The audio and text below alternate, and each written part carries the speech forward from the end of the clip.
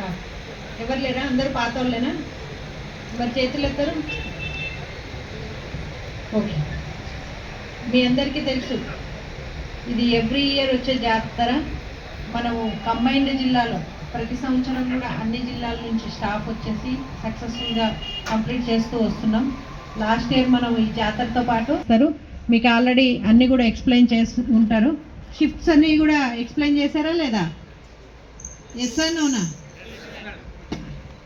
Okay, so ఆ shift wise మీరు మీ మీ డ్యూటీ ప్లేసెస్కి వచ్చి రిపోర్ట్ సక్సెస్ఫుల్గా ఈ బందోబస్తు కంప్లీట్ చేసుకోవచ్చు. టెంపుల్లో చేసే వాళ్ళకి కానీ కింద చేసే వాళ్ళకి కానీ ఒకటే, మీరు చేసే ప్రతి పని అంటే సమ్ XYZ చేసినట్లు కాదు, పోలీస్ చేసినట్టు.